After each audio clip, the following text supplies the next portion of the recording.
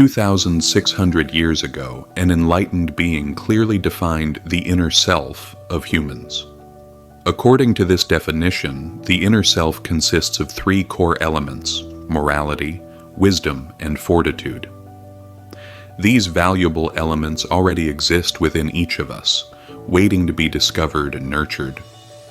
Remarkably, the qualities that reside within us, when cultivated, are almost impossible to lose.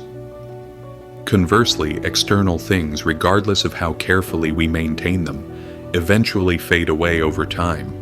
For instance, a house, no matter how sturdy, will eventually deteriorate and collapse if neglected. It has its own lifespan. Likewise, the money we earn disappears once we spend or give it away. However, inner values operate on completely opposite principles. The wisdom we accumulate through learning and experience grows even stronger when shared with others. The morality we cultivate expands when practiced and disseminated. Likewise, our fortitude, when used to encourage and inspire others, grows even stronger within us. Interestingly, internal strength, comprising morality, wisdom, and fortitude, grows the more we share it. In contrast, external resources like money, houses, bank accounts, and material possessions diminish rapidly the more they are given away. Yet today the entire world is frantically chasing after external values. People tirelessly seek material possessions, equating them with happiness. One of the major indicators used to measure national success annually is GDP, the indicator of economic growth and consumption levels. Newspapers continuously report how much GDP has grown. Rarely, however, do we hear anyone mentioning how much has happiness increased this year.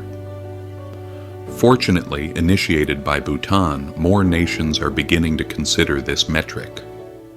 New Zealand, for example, established a Ministry of Happiness, tasked with researching happiness and adjusting government structures to enhance citizens' happiness. It's reassuring to think that in the future many countries will follow suit.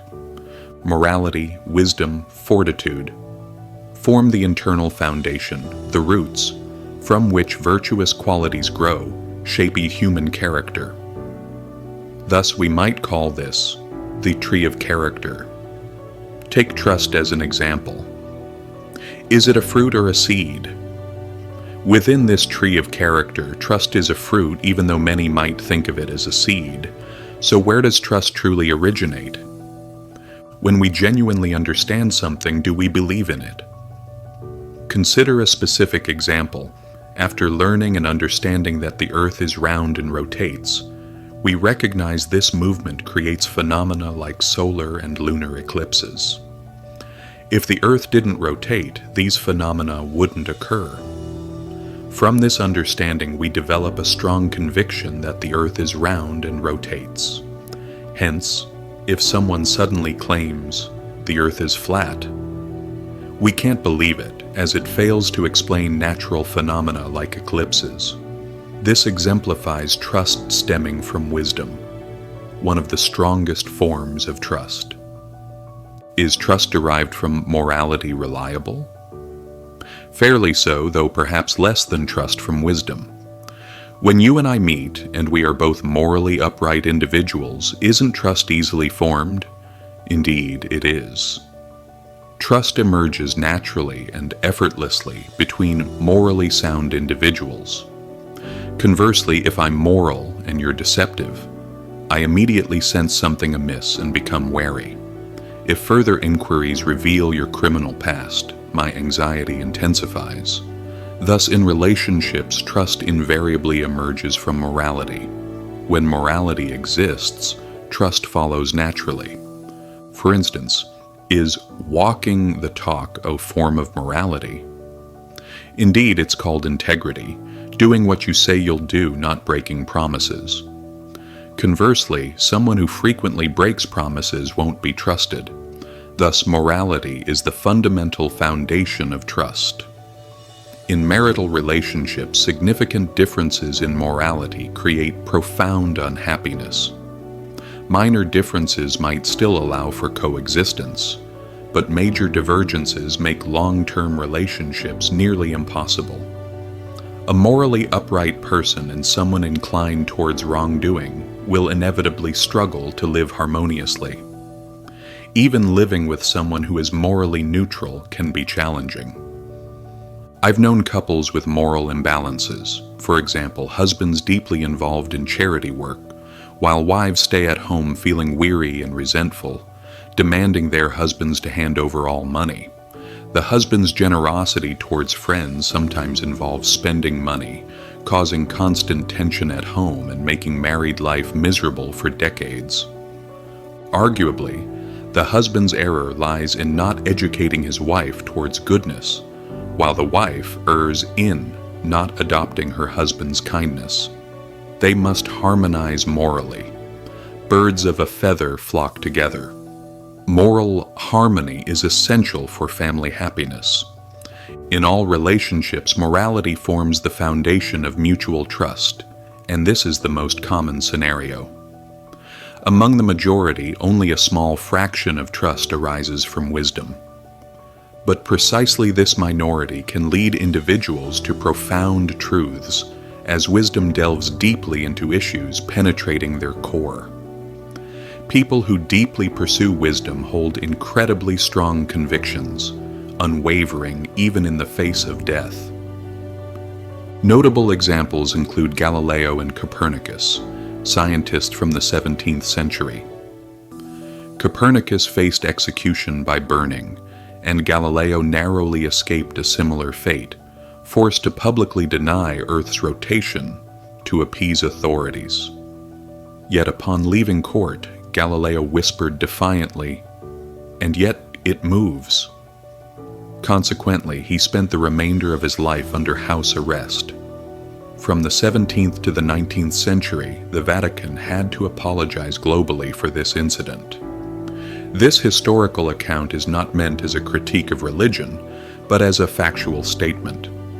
From the 17th to the 19th century, the Vatican had to apologize globally for this incident. It should be noted that during that period, the Vatican persecuted many scientists, despite their statements being entirely correct.